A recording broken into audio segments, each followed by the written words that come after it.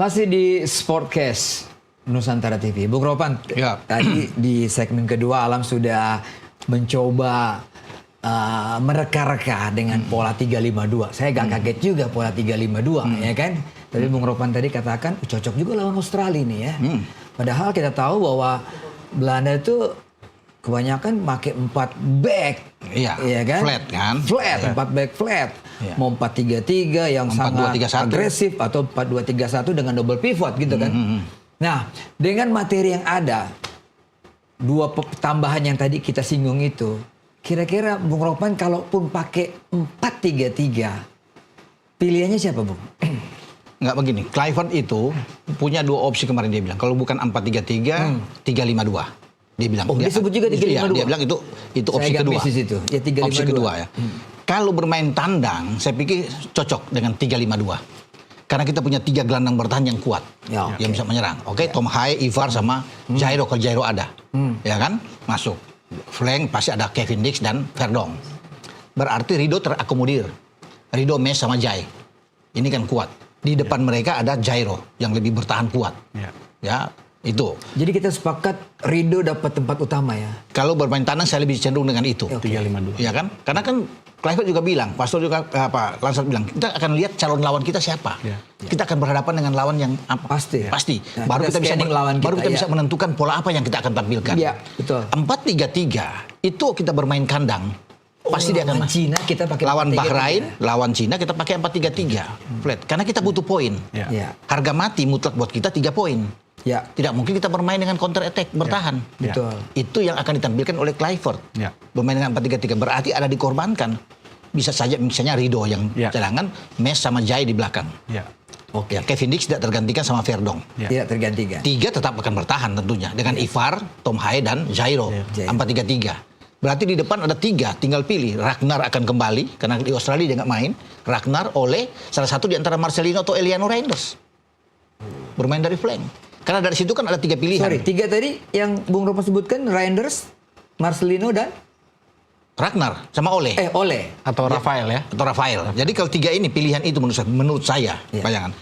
Ragnar akan main lawan Bahrain, kemudian Ole. Nah di kanan ini salah satu akan dipilih. Karena kan Clivert kemarin suka, dia bilang, dengan Marcelino. Ya. Kalau pemain lokal saya suka dengan gaya Marcelino. Bisa saja Marcelino ditampilkan. Ya, Tapi opsi lain setelah itu ada Eliano yang bisa bermain ke flank. Ada Jakob Sayuri Ya. yang bisa bermain di sana. Ya. Jadi ada menguntungkan, tapi saya pikir kalau disuruh pilih, boy, mana Eliano si Marcelino yang dia akan coba untuk tampil pertama. Apalagi home, Om. Ya, apalagi home. Home kita bermain. Itu yang dia bilang kita harus bermain menguasai bola sebanyak mungkin di home. Menang. Ya, ya, 4-3-3 harus ofensif, harus bisa menyerang. Itu poin. Keren itu. Itu dua pola ini. Termasuk melawan Cina, kita akan bermain demikian. Nah, kalau kita ke Jepang beda, mungkin Kita belum kembali bicara lah. Jepang nih. Iya, itu Jepang kan masih jauh. Masih jauh. Masih jauh sama itu, masih Iya, di bulan iya, Juni. Yang iya. kita utamakan ini Australia sama Bahrain. Iya. Karena hanya beda 5 hari kan. Ya. Ya. Terutama lawan Australia, kalau kita tidak kalah lawan Australia bagus itu. Ya. Itu bagus. Kalau pilihan 3-5-2, 2 double striker melawan Australia, Alam melihatnya siapa yang cocok? Dia bisa, kan pasti agak bertahan kita di sana Ya. ya. Penyerang yang bisa juga Ya. membantu pertahanan. Ya. Siapa tipikal yang kita punya sekarang ini untuk bisa bermain di tandang melawan Australia? Menurut Alam yang punya endurance bagus, 2 di depan itu bisa Ole sama Ragnar. Ragnar yang sedikit turun, Ole yang stay di Cuma di depan. Australia mungkin Ragnar nggak main karena ada akumulasi kan. Oh, akumulasi. Iya. Jadi Oke. tinggal salah satu pilih. Apa Marcel ke sana atau Eliano? Marcelino bisa bantu Tom Haye di tengah karena Ivar sama Jairo udah pasti bantu back. Ke belakang, Jadi ya. ketika kita bertahan itu bisa 7 bertahan. 3, 5 ini Kevin Dix udah pasti turun, Verdon udah pasti turun, 3 di belakang, Jairo sama Ivar ngeroyok Akan dari bantu, belakang. ya. Tom Haye dorong dikit sama Iya. Marcelino Wah, bisa berlapis bantu. banget di tengah. Ole Iya. ya banyak, kita harus numpuk di tengah. Kumpul di tengah. Jadi kuat. Dan Ole juga cepat. Om. Iya. Jadi di Iya. depan bisa buang bola, Ole bisa fight di situ. Bung Jairo, Bung. Saya nonton highlightnya Anderlecht melawan Royal Antwerp. Ya, Anton. Kalau di mana di waktu di Liga Inggris dia main di gelandang, Bung ya. Gelandang bertahan. Tapi kemarin Di Crystal saya lihat, Palace. dia main di 3W, Bung. Center back agak ke kiri, posisinya Karena dia Hafner. kuat kaki kiri kan. Dan mainnya bagus. Iya. Walaupun kalah 1-0. Iya. Kenapa dia bermain bisa di kiri? Karena di Ajax sebelumnya dia itu memang bermain di belakang. dia sejatinya pemain belakang dulu, Boy. Baru Tapi sorry, Jairo pasti masuk Bung ya? ya pasti kalau di Kalau ngelihat prosesi administrasi. Iya, kalau ke semua lengkap, surat-surat semua, dia pasti akan datang dan dia bermain. Oke, kita kembali beruntung. lagi ke permainan tadi Jairo. Iya, kita beruntung punya dia.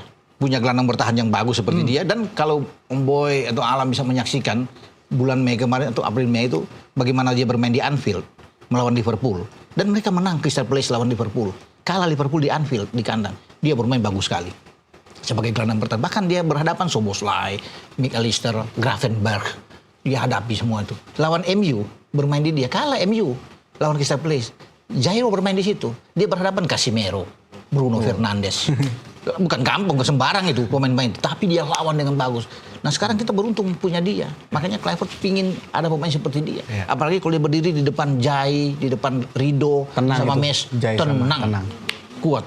Ya. Ya. Bisa berubah juga kan pola itu menjadi 4-2-3-1 kan. Bisa aja itu Ya. bisa berubah menjadi begitu. Dengan meningkatkan Ole. Ya. Tapi kalau kita kembali dengan pola 3-5-2. Ya saya pikir di depan itu yang menjadi Ole harus mungkin ya Boy. 3-5-1-1. Bisa itu. Ya. Ya. Oleh agak ke depan di belakangnya bisa Marcelino. Bisa Marcelino. Jadi diberikan kebebasan untuk bisa bermain di Iya. sana. Sudah. Iya. 5 jadi gitu akan jadi. Jadi 3-5-1-1. Itu akan jadi bagus. Ekspektasi netizen penonton bukannya sekedar kita menang lolos, tapi permainan yang enak ditonton. Ya. Ya kan? Kita sudah melihat warisan STY, kita nontonnya enak. Ya. Ya kan? Happy kita nonton. Ya. Walaupun kita kalah ada, Ya. kita menang juga kita happy. Ya. Nah, sentuhan Belanda ini kan pasti lebih atraktif dong. Ya. Ya. Gimana? Ya, tapi pasti kalau yang Alam lihat penonton ini semenjak datang pelatih baru kita Coach PK, Coach PK, jadi penonton ini makin antusias dan makin yakin kalau kita bisa lolos Piala Dunia. Dan kuncinya adalah di Australia nanti. Kuncinya. Ya. Dan permainannya sekarang sepak bola mungkin kalau Belanda pasti enak ditonton, apalagi kalau pemain bisa menerapkan. Tapi kalau untuk main di Australia, menurut Alam nggak enak ditonton nggak apa-apa, tapi 3 poin. Oke. Nggak penting itu enak ditonton. Oh tapi iya 3 betul, poin. betul. Menang ya. Yang penting judulnya menang. Iya. Karena 10 tahun lagi tidak diingat tuh ball possession berapa, Iya, yang diingat enggak. skornya berapa. Iya. Jadi kalau main di Australia, lu bisa nembak 7 kali kena tiang, ya kan peluang dan banyak. Nggak diingat tuh. Iya, ball positionnya kita 70-30 unggul, tapi kalah. Kalah, bodo amat ya, bodo Tapi amat. kalau kita diserang terus, iya kan? Iya. Peluang cuma 1 tapi gol. Gol, aman. Kita dapat 1-0 menang. Aman 3 poin. Orang nggak mau pikir malu kalah apa segala. Pokoknya menang 1-0 udah Aman. benar. 3 poin itu yang paling penting. Itu boy. Setuju kalau itu. Iya kan? Tapi kita sudah dibuai dengan permainannya enak, build up dari bawah. Iya. Kan Iya. Alam tahu Iya. bahwa timnas sekarang itu membangun dari bawah. Iya. Ya kan Iya. kelihatan sekali kan? Iya.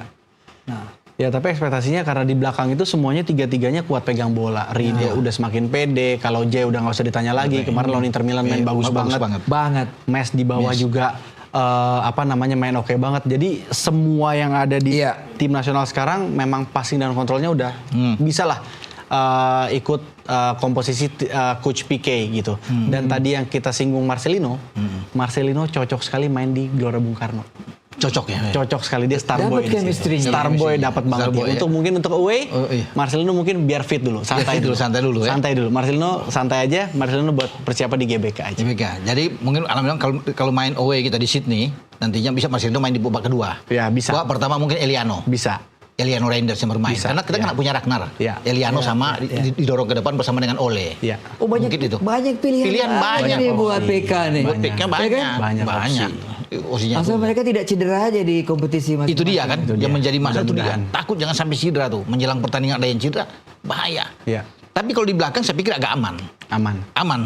Misalnya Mes cedera, masih bisa Kevin Dix ditarik ke dalam. Iya. Bermain di 3 back. Karena ada Walsh, Ada Sandy Walsh yang bisa bermain di sana. Karena kan kalau Elkan Bagot balik masih ada Elkan. Oh, di sana. ada Elkan Iya juga. kan? Benar. Kalau Elkan Bagot Benar, balik ada kita masih Elkan. kuat. Iya. Masih di belakang masih kuat. Karena kan Yasin Hapton nggak bisa bermain kartu merah lawan Arab. iya. Tapi di belakang masih bisa terisi dengan bagus. Kita pasti Jordi akan dibawa juga. Mungkin Iya, pasti walaupun sebagai cadangan. Pasti. Jadi di belakang nggak usah diragukan kalau di belakang. Ya. Tapi jangan sampai Jai cedera, Bos. Ya, jangan. Bahaya. sampai. Aduh, jangan itu. Kehilangan El Capitano kita agak berpengaruh. Pelan-pelan aja Bang Jay. Pelan-pelan mainnya. iya. Pelan-pelan Bang Jay. Iya. Dan di sana, Boy, ada 7 pemain kita nantinya harus hati-hati bermain yang kemungkinan tidak akan bermain di GBK karena sudah ada kartu kuning. Semua. Termasuk Martin Paes. Oke, kita sebut siapa? Iya. Martin Paes Martin ada Paes. sana. Kemudian Verdong, Jai. Itu berbahaya tuh. Nah, mungkin Marcelino juga satu mungkin ya. Ivar udah kena kartu. Jadi itu bahaya.